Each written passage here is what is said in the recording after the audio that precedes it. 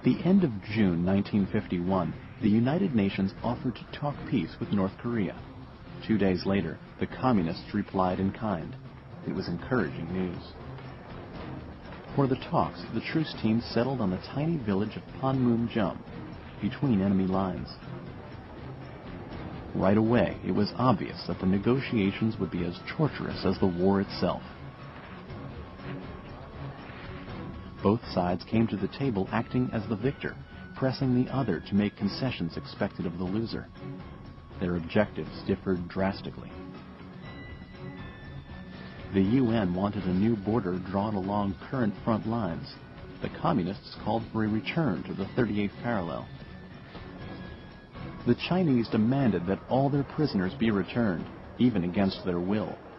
But the Reds had slaughtered most of the UN captives they had taken. Of the more than 100,000 UN soldiers thought captured by the Reds, only about 13,000 came back. Relieved just to be alive, those lucky few told horrifying tales of torture, brainwashing, and severe hunger. They talked about the Chinese campaign to re-educate them and turn them against the cause of democracy. They were forced at gunpoint to speak out against America on the radio. And they described prison camps where there was no medicine and rampant disease. Thousands went crazy. Thousands more starved to death.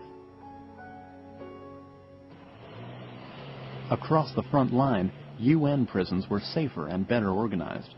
The most threatening enemy within these camps were not the guards, but other prisoners. Chinese inmates split into pro- and anti-communist factions. Often their animosity toward each other turned deadly, and the communists back at the peace table used the discord in these camps as propaganda against the United Nations.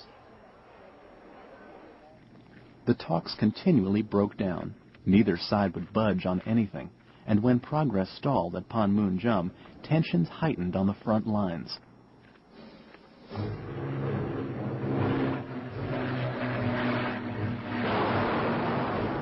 Heavy displays of force were a way of reinforcing diplomatic sincerity.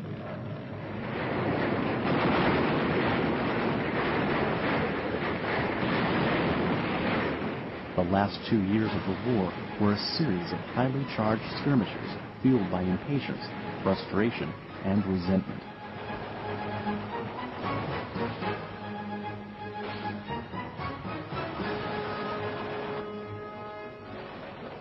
But between the periods of intense fighting, there were countless idle hours of waiting. Troops on both sides passed the time by reinforcing their positions.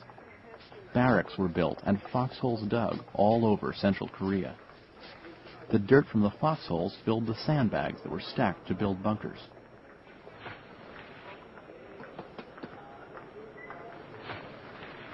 And from these bunkers high in the hills, troops kept watch on the enemy, who was spying back on them from across the valley. While playing the waiting game, troops took photos of Korean vistas to take home with them.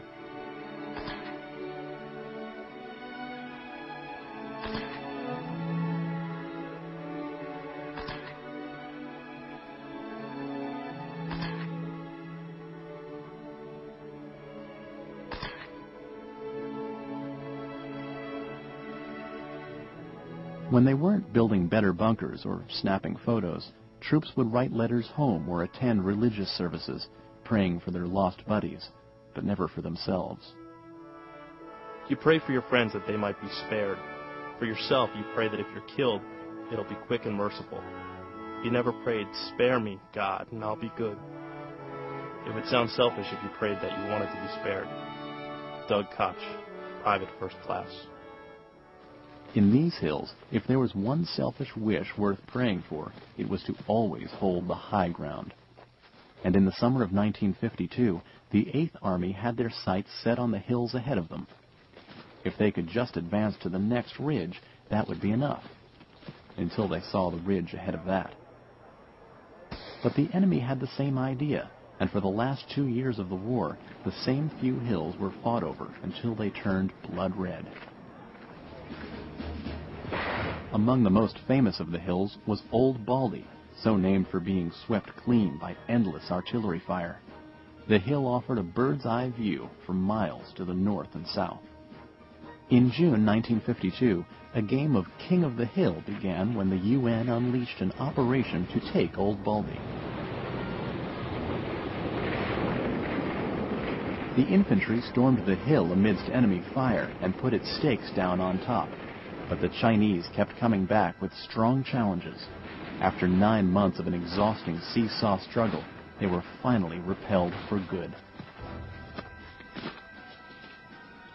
Soldiers all over the perimeter were fighting in clashes like these, hoping to scare the enemy into compromise at the peace table.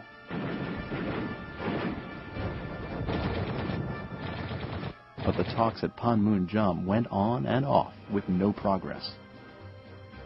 If negotiations were going to get anywhere, UN forces needed to find a better way to put pressure on the Reds. So they turned to their most obvious advantage: air power.